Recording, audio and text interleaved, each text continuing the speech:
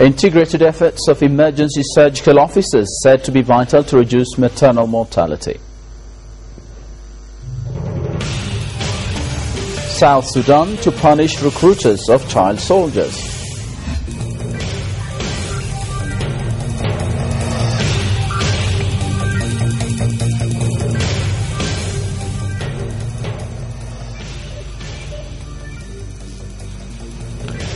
Those are the main headlines in this news edition. Hello and welcome to ETV News. With the news, I'm Shaman Islam.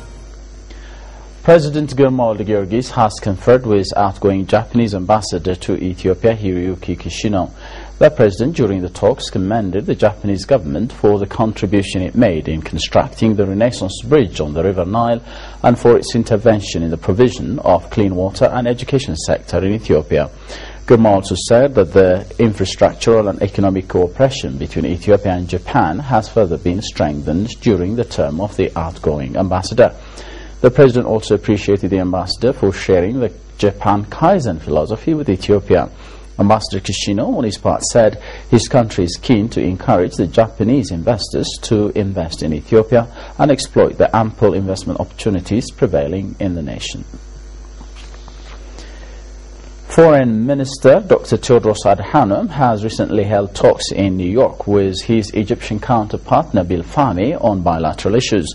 At the sidelines of the 68th UN General Assembly, the two parties discussed ways of enhancing bilateral relations in different areas of the cooperation and other issues of mutual interest.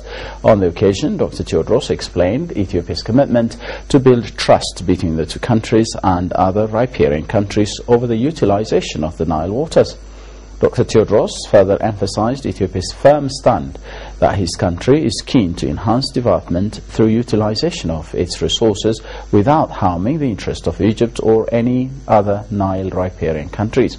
The Egyptian minister, on his part, recalled that during July revolution there were acrimonious utterances that affected the relationship of the two nations. He, however, noted that Egypt is remaking its foreign policy in a way that promotes a win-win approach and gives more focus to its neighbors and Ethiopia.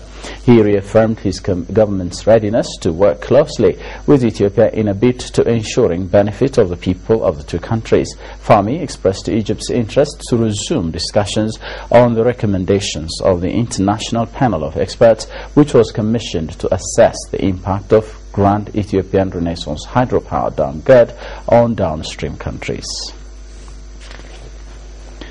Integrated emergency surgical officers are said to be crucial in the efforts underway to reduce maternal mortality. A workshop aimed at addressing the problem of skilled human power in gynecology and cervical treatment sector is happening in Addis Ababa. Habib Mohammed has more.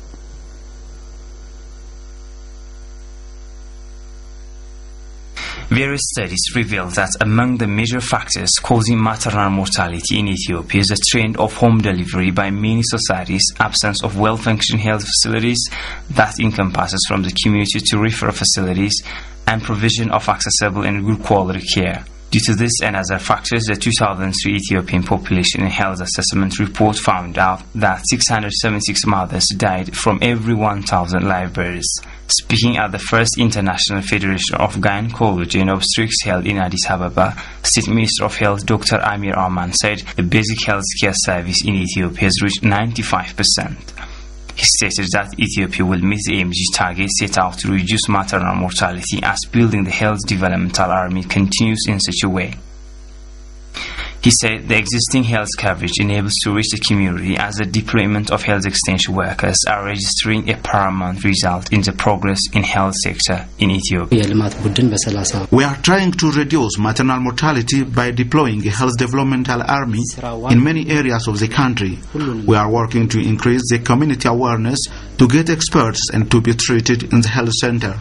Every country is not at the same stand of achieving the MDG goal. The International Medical Center Franco could reduce maternal mortality by 74% in Burundi and Sierra Leone by training manpower in the area. The organization is also working in Ethiopia by assisting the countries to meet the MDGs stated in improving maternal health status.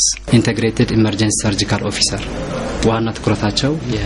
The main task of the integrated emergency surgical officers that we are now deploying to every rural health center is to facilitate maternal delivery in health center through teaching the society.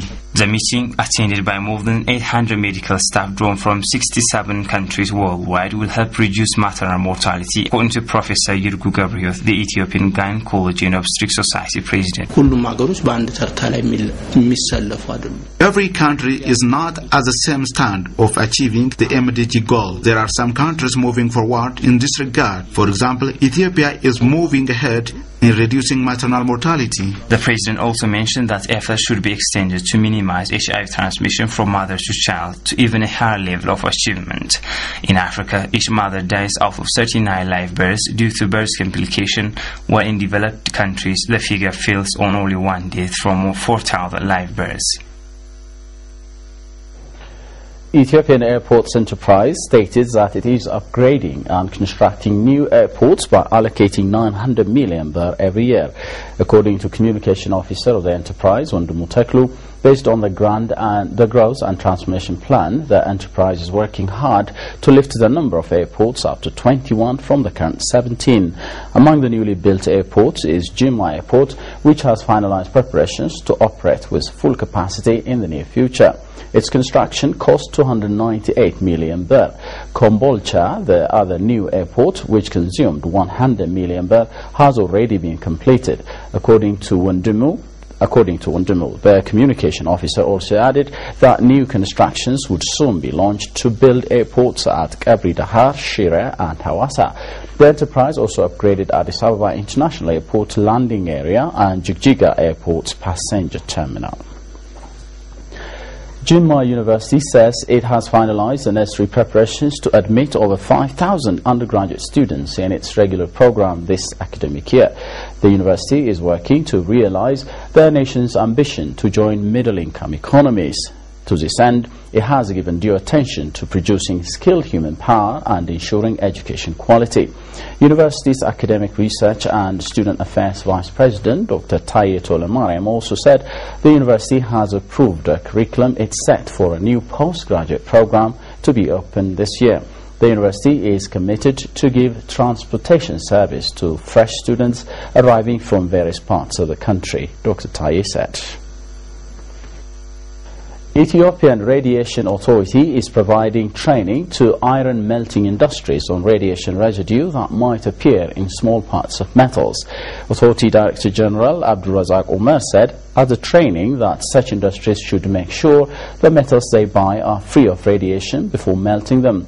He added if necessary the precautions are not taken, the radiation might result in death, and there is a system in the country which holds the industries accountable.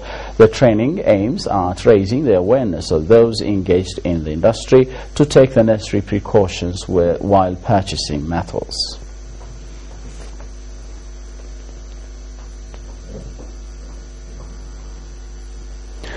Following the expiration of a grace period for proper reporting of children associated with the army, South Sudan is set to begin investigations and take punitive action on all incidents of child recruitment, child use or school occupation by armed forces. Abdul Tashita has more from Reuters. In order to support the capacity. South Sudan is taking measures to ensure that a deadline to rid all child soldiers from the country's army is strictly observed.